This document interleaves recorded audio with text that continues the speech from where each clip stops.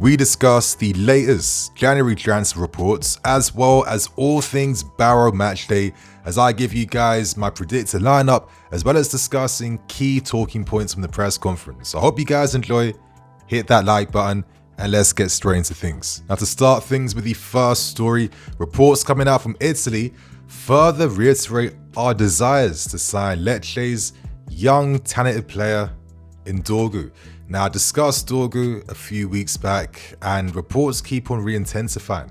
At the moment, it seems like Juventus are currently in the race to try and sign him, but Italian reports keep suggesting that we are fascinated by the player. As we know from Romano, we did make inquiries for Dorgu in this summer window, but we got priced out. But it does seem like Lecce feel like they could earn between maybe 30 to 40 million euros for a player now that's really prospering and developing really nicely. At the moment, he's playing more as a right winger for Lecce this season, which kind of just showcases his versatility. And we know that versatility is one of the key things that Maresca wants to have in his squad. And in Dorgu, someone that can equally play on the left side in defensive positions as well as affecting the game further up the field.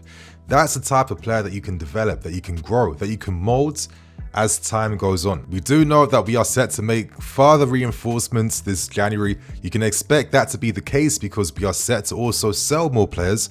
Maybe Ben Chilwell and others find destinations away from the football club. And let's say hypothetically, and I'm being very hypothetical, if Ben left, if Mudryk left, etc, etc, maybe the club feel that signing someone that can fill both positions makes more sense compared to maybe signing two more players to replace them. He scored a well-taken goal against Parma and Lecce's 2-2 draw against them, and one of the reasons why he is being used in more advanced positions is that Lecce feel like he shows a lot of promise in these attacking areas. He knows how to time his runs. His finishing ability has improved a lot more. So I guess on our hands, maybe it's good to have a player like this in our squad, someone that is quite unique in his ability to play in defense positions, midfield positions, and in winger positions as well too. On screen, you've been seeing his FBref percentiles. I mean, they're kind of impressive in terms of his attacking output, right? And his defensive output as well too. You look at the fullback positions, midfield positions, and the attacking winger positions as well too. So let's watch this space because these reports aren't going anywhere anytime soon. And typically, as I cover a lot of these stories, when I see reports intensify around particular targets, it does kind of suggest that maybe they're one of the main targets on our priority list. Now for the final transfer news, my friends, we turn our attentions now to Freiburg's French defender in Kiliann Sildillia. Are we already looking at Reece James replacements? Now listen, it's way too soon to be questioning Reece James's future just yet. I still have a bit more faith in him. There's still a lot more left of the season to get through, so let's try and calm down a little bit. But of course, reports surrounding Sidillia today wouldn't surprise me considering the fact that Marseille tried to sign him in the summer. Sidillia was dead set on leaving Freiburg to sign for them, and reports do reveal now that we are set to possibly challenge Marseille for the signature of Kiliann Sildillia. Now, does it surprise me that Blueco, because for me, I feel like this story is more of a Blueco transfer compared to a Chelsea first team transfer move. Over the course of frequent windows, we've been linked with tons of fullbacks like Livramento, Ivan Fresneda, Pedro Lima, of course, who signed for Wolves. I think it's quite clear that Blueco are looking to reinforce in the right back area. We saw how we signed Caleb Wiley for Strasbourg this season, and it feels like a right back is someone that is needed. Now, the French report suggests that we are set to make a move for Sidillia in this January window, but they also revealed some interesting insights behind De Zerbi and his insistence on wanting to work with Mudryk again this season.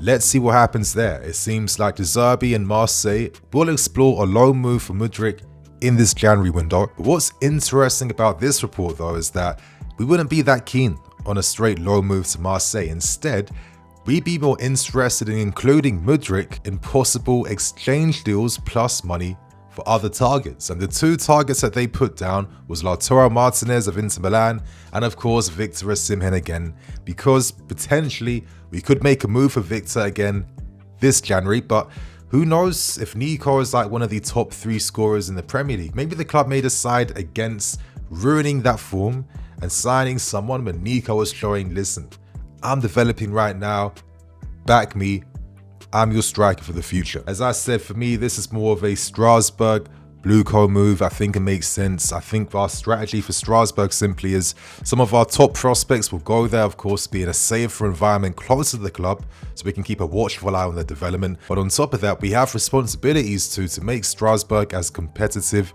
as possible. Our plans this season is to hope that Strasbourg can maybe qualify for a European spot, and I think ideally we want Strasbourg to be a team that's regularly getting European football at some capacity level in Ligue 1. I don't think it would make sense for us to target Sidillia when we have guys like Jimpong, who this guy had big interest, right now Newcastle hope to sign him in January. Madrid's Paris Saint-Germain made inquiries for the player too. He's a big talent. Let's hope tonight he's starting the game against Barrow. Let's see what he does. Before I move on, in case you guys want a bit of a quick insight behind who the player is, I'm not writing him off. I just don't think he's a signing that we're making for our first team. I'd say Sidillia is like one of these Pavard style defenders where he can equally play as a fullback and he can play as a centre back. Now he's very equanimous on the ball, which means that he's like quite composed, but that doesn't mean he's one of those defenders that plays those progressive passes or line breaking passes. No, that's not his job. He plays a safe pass to release the ball to better teammates. Instead, he's quite strong aerially.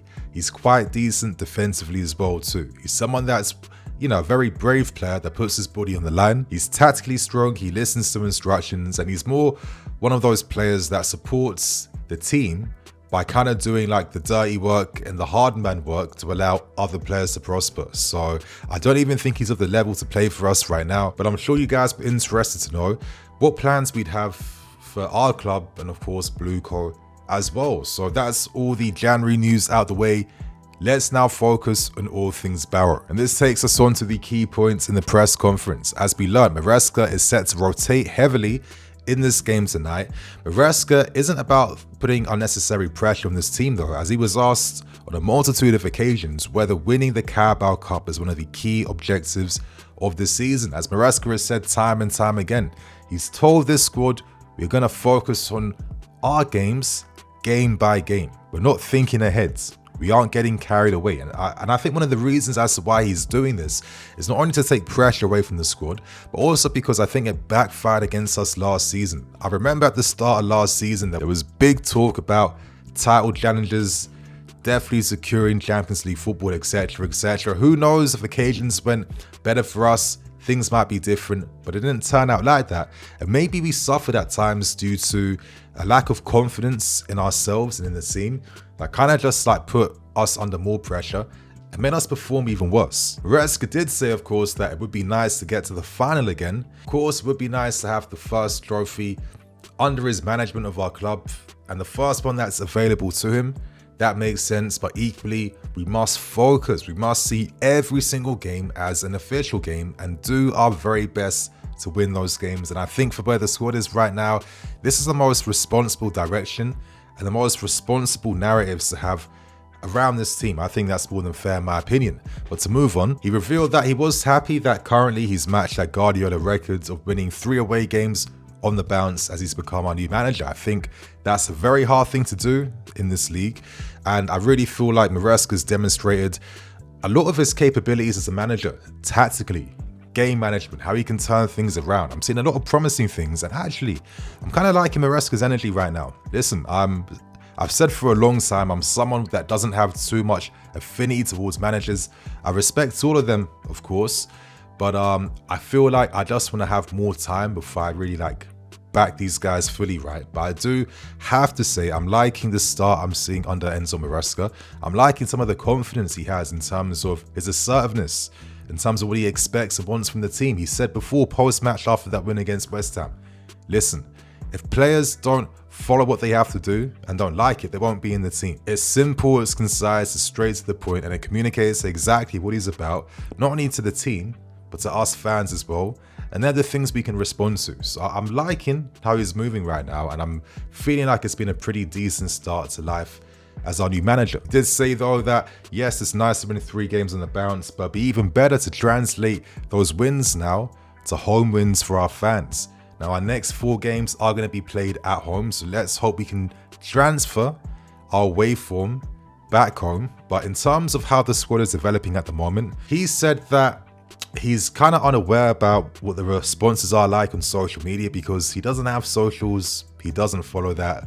But one pretty insightful thing he said was that, listen, I'm sure most fans actually don't focus on the performances.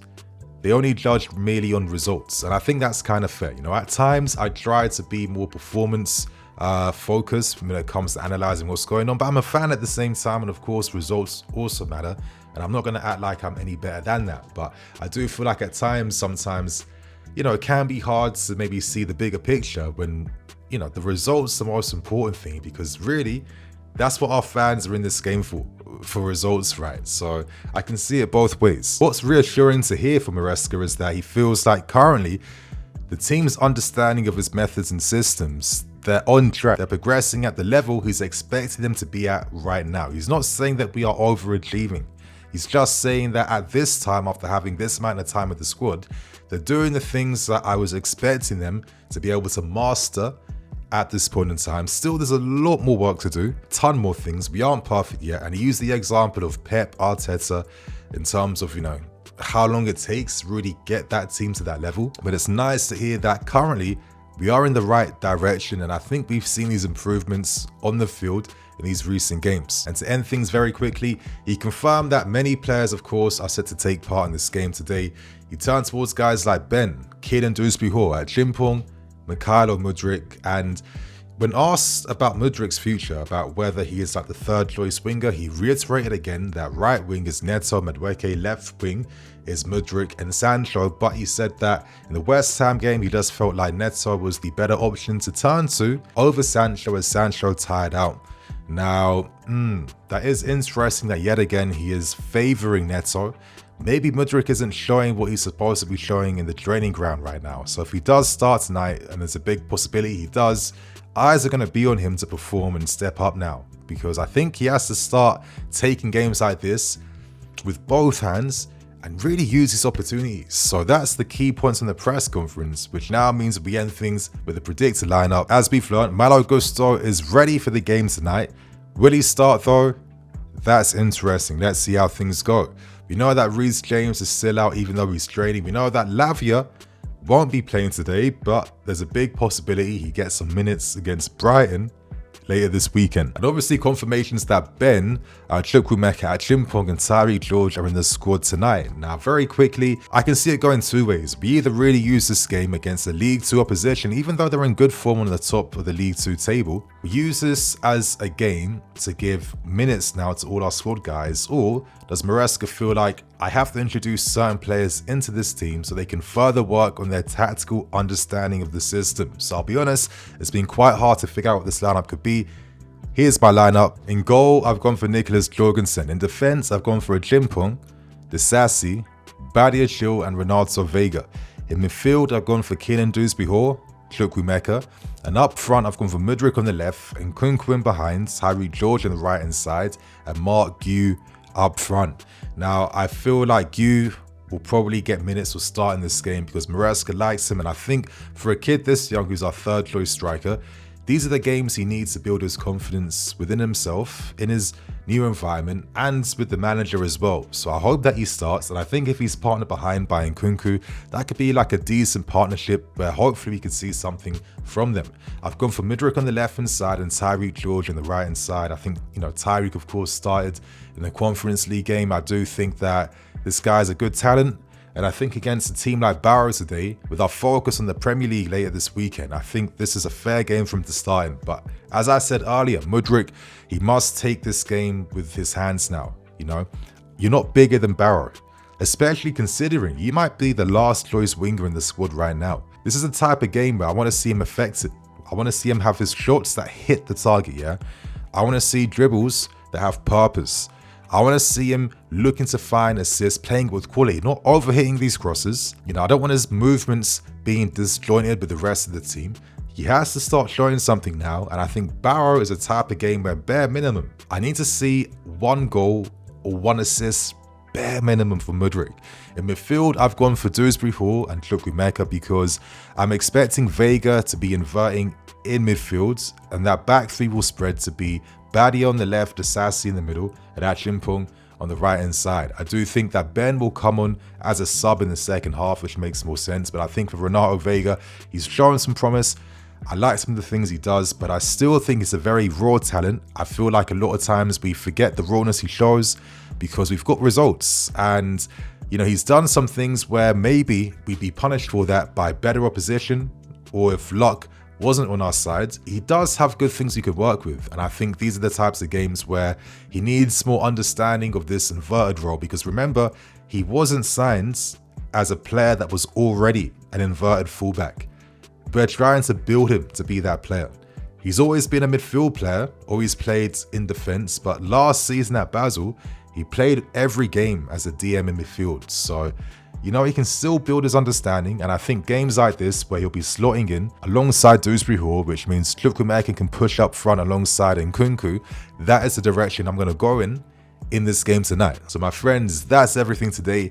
Hit that like button and don't forget to catch yesterday's 5 things we learned against West Ham.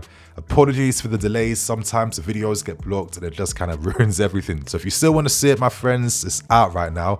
And on that note, I'm Nini FC. This is BlueLionsTV. See you guys later tonight. Cool.